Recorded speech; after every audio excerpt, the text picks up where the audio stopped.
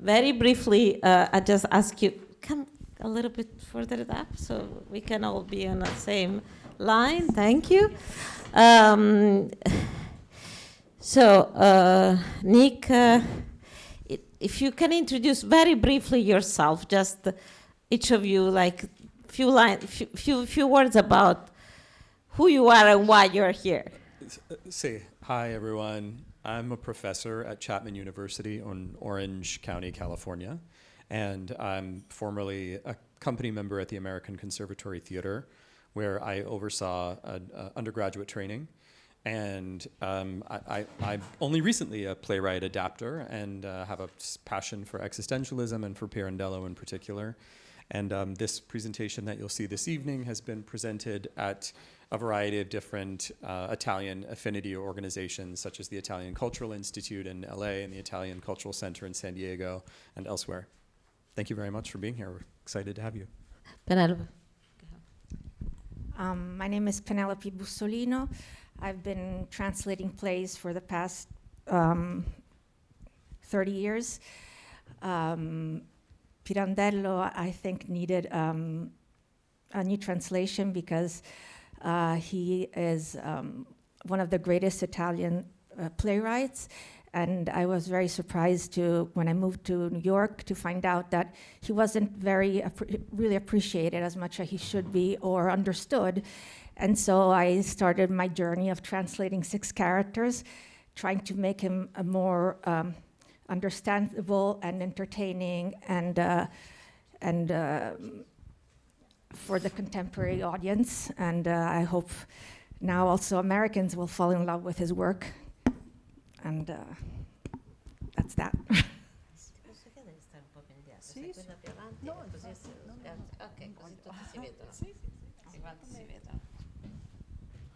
Yes. Yes, Yes. It works. Fine. Hi, hello everybody. Yes, my name is Lisa Sarti. I'm a professor at the City University of New York, a professor of Italian Studies. I'm also a Pirandello scholar. I've worked extensively on his short stories, plays. I've published articles and books. I recently translated the Taccuino di Coazze, the Coazze notebook, into English. It's a critical edition with footnotes, and I'm also the co-president of the Pirandello Society of America, together with Michael Subialka from the University of California, Davis.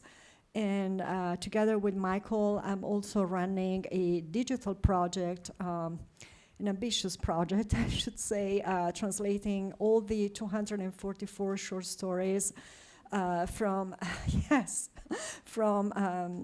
Italian into English. And we are not alone in this adventure.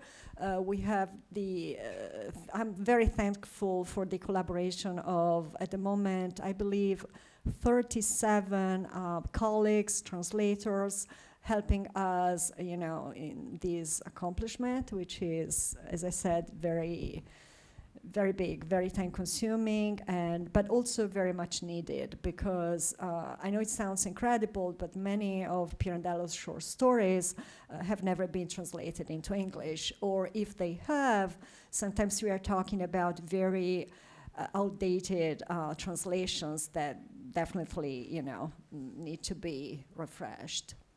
Yes, that's all. Rocco. Hi, my name is Rocco Sisto. I'm an immigrant here. I came when I was 2 years old on the USS Constitution, and was raised in Chicago, and had a very interesting childhood in that we were separate, that our family lived in an area that we had established of people from our village, which was on the outskirts of Bari, and so we only spoke the dialect. I never learned how to speak proper Italian, and so everyone laughs at me when I try. And I came to NYU as a graduate actor after telling my family that I wouldn't have a chance of being accepted to the graduate acting program. And so I became an actor and went on to become a teacher and an actor in film and television, and I'm a founding member of a theater called Shakespeare and Company, and so I have done a lot of that. And it's interesting because as I get older, I find myself more and more attracted to my Italian roots and how my roots inform who I am, socially, racially, sexually. And so I met, how did we meet, Laura? Many years. We have to be brief. Okay, well, yes, we met. And so she took me under her wing, and I have worked with her on a few occasions, and she brought me to, I worked on Dario Fo in one of the first translations of his work that had been done in this country. And so our connection was through that. And we have grown. And we did Enrico IV as a monologue, a solo show. So we took all the words of Enrico IV. This is why Rocco is here. We did an adaptation of the play, a play that has many characters, and we did it as a solo show. Okay, so I am again, like before, I'm Kiara Pipino. I am an immigrant as well. I moved here when I was 33 years old. I'm now 25. 25 years old? Yes. Time goes backwards for me. I am a theater director. I'm an associate professor of acting and directing at a SUNY school here in New York. I started a theater company in Italy and a theater festival in Italy that I have been directing for 20 years and some. I was actually, my mentor was Dario Fo, so I grew up under his shadow. I was actually playing the dog, like literally. I was a very good dog. And I have worked with Laura a few times. It's okay. So, okay, I'll have to, because otherwise this is not about Pirandello anymore. So, my first question is for all of you. Pirandello today has still something to say, and his language, let me just say, when we did Enrico IV, I did Pirandello school, as I said before, and it was kind of boring. Blah, blah, blah, blah. I never really pay attention to the words. And when we were doing Enrico IV, because as a solo show, it was only him on stage, so there was like a journey. And so I was like, oh, okay, oh, this is what, And also, it was like for me, Enrico IV was the King Lear of Pirandello. I don't know yet what Hamlet is of Pirandello, but that was the King Lear, the old age, like everything that is about the old age, becoming old, understanding regrets and so forth. But also the language is difficult, and it could be difficult because it's philosophical, right? Do you think? So why Pirandello is not done almost anymore? I think, Nick, you're doing it. We are doing it, but it's not done. It used to be done a little bit more. But what could be the message today? How it could be done? Why Pirandello today? And how could be adapted for an audience today? Yeah, anyone? I think that because we're in this sort of deficit economy in which short-form content is very popular, it's important in an adaptation of Pirandello for the work to feel like it moves very quickly and like it's alive and there's some sense of momentum. And when I read the original text, what lands on me first is that there are these long, languid, operatic monologues, and I think that they interest me as a Pirandello fan and as a somewhat of a scholar and as a theater practitioner, but I'm not entirely convinced that a faithful translation of Pirandello will sustain an audience's attention in the way that it used to. Now, with that said, I make fun of the fact that in my adaptation, I make fun of the fact that it's faithless. I mean, I poke fun at the adaptation itself by giving the stepdaughter a line that says it's a faithless adaptation. So I think that I'm not saying, what I am saying is that I think audiences have a different kind of attention span than they used to. And although I am in favor of a faithful translation on stage, I think that's a harder sell. Okay. I agree. Okay, you agree? I agree because I think that nowadays even if you look at content that we absorb every day through television and through all social platform, it used to be Facebook, then it used to be movies. Now it's series, and in order to have an episode of a series, it has to be 20 minutes. It was 40 minutes, coming to 20 minutes, and now TikTok, 10 seconds. Jesus, the audience is trained to keep up with that. Even when I'm teaching a class now, it's an hour and 10 minutes. I lose my students after 40 minutes. I have to start playing the monkey or the dog again in order to get them back into attention mode. It's the attention span of the audience. I was seeing you saying yes. I mean, it's very true. I always include Pirandello in my courses, both the literature courses and the theater courses. And every time I start my class, it's not just all about Pirandello, never, because this would be very hard to sell, as Nick was saying. But if it's part of the big picture, so to speak, it works. And it's very important for the students to see all the connections. Yeah. Because when we get to study him and they have all the background, they know everything that happened before him, they can make sense of what he was trying to do for the theater, what the kind of message he was sending, and all the possible connections also with other authors. But it's very much needed. We need to do that. We need to keep talking about Pirandello. And when I ask them, okay, today we talk about Pirandello. Do you know who he was? No, they have no idea. They have never heard of him. And then they become interested. But as Nick was saying, the texts can be very intimidating because they're very long, very cerebral, difficult to read, even in Italian. I mean, it's not just in English. I remember when I was a student, I grew up in Italy, and we started doing Pirandello in elementary school. Then we do in middle school, and then we do in high school. It's everywhere, and you end up hating him. I say, oh my God, this guy again. I don't want to hear anything about him. Right? It's like Dante. I mean, they're everywhere. But we are at Casa Italiana. We don't say that. We didn't say that. Sorry. No, about Dante. No, but I can only say that I've started appreciating Pirandello more here. Yes. And reading him in English, reflecting on the language, on all the difficulties in translation that are definitely there. I mean, it's just like reading with different eyes, with different mind, with a different approach. And it's also refreshing. I mean, I like it. Yeah.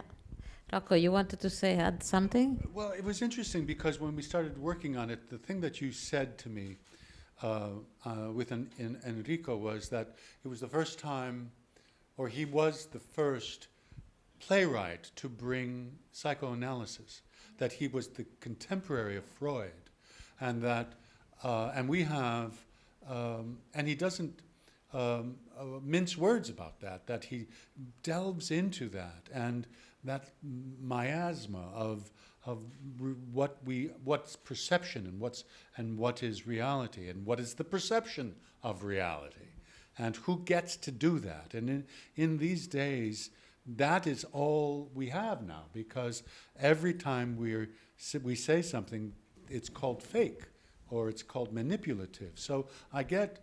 And it behooves us to know that that's been around, and that he was the one to start talking about the us. You know, he talks about in Enrico. He talks about how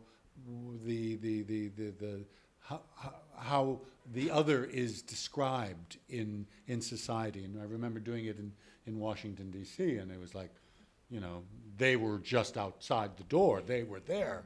It was during the Yeah, It was the first, the yeah. first one, the first administration, Yeah. and everyone, you know, and they were blindsided by this charlatan who, and I find that he grounds me now, that I don't feel alone by questioning the nature of reality, by questioning it and seeing it for what it is, that the manipulation, because he does it so well. He, you know, like what he talks about. He says, no, we're going to talk about this again.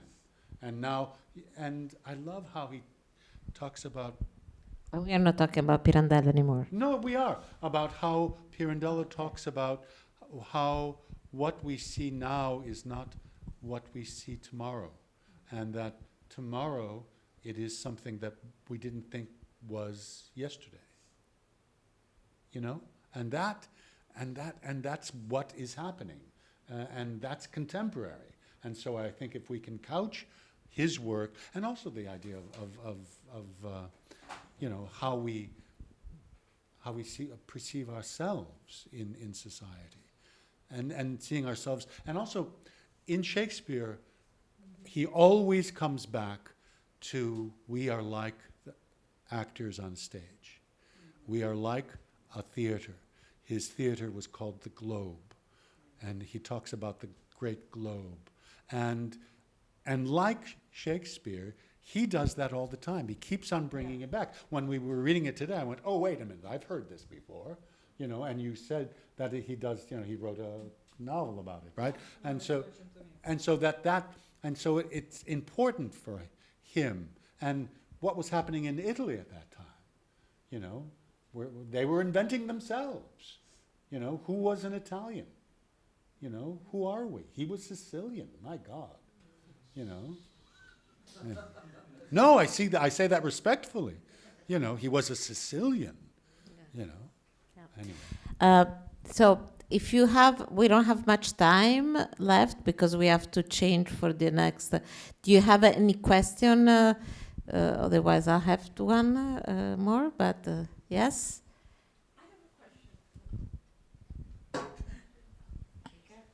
Many, many years ago, when I was in college, about a zillion years ago, I took some course where I studied Genet and I studied Pirandello, and it must have been in some existential course, I have no idea. And I remember the professor saying that Genet, early in his life, he was called a thief, and so he became a thief. In other words, his identity was imposed upon him, and that he was the opposite of Pirandello. And Pirandello imposes, and I cannot quite remember, and I didn't think to reread my notes, which I still have, why that would be, that Genet would be the opposite of Pirandello.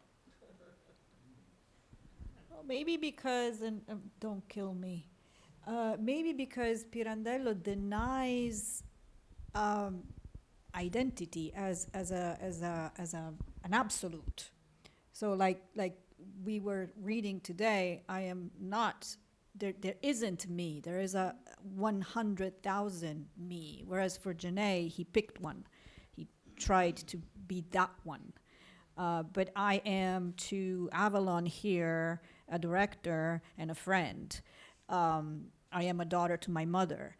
I have different identities that I cannot control really, because I cannot control and so I think that was what sort of overwhelmed, in a way, philosophically, Pirandello, so that he tried to portray that. And I think one of his best ways was in the novel, The Late Mattia Pascal, when at the end he finds out, he comes back. Are you familiar with that novel? It's this novel about this guy who's he's living a normal life, a common man, and then he has an accident and he pretends to be dead so that he could start a new life, fresh. I'm going to be the best person I can ever be, or a completely different person. He moves away from the little town and goes to Rome, and he eventually lives the life of another man, and he realizes it's not any better. So he comes back to his old town, but they thought he was dead. So he was the late Mattia Pascal. His wife had moved on, and so he's left with, there's no identity for him left other than the late Mattia Pascal. I think that's, in essence, I love that novel. And we have okay, one more because we have to go. Because, yes, one more. Yes. Oh, sorry. I was talking. Thank you, and I'm very, very happy to know of such people as you engaging with this. I understand the problem that nobody has language anymore, except on the thumbs. However, if people in education don't give the young people the whole story patiently, I think theater is the basis of education. Thank you. If somebody says, how can he do that? I say, did you never see a play? Did you think everyone would be like the hero? No, the best is the clown. And that's the intersection with Pirandello. It's not, he is the form, like that famous preface. The character is the form. Thank you all so much for what you're doing. Thank you. Thank you.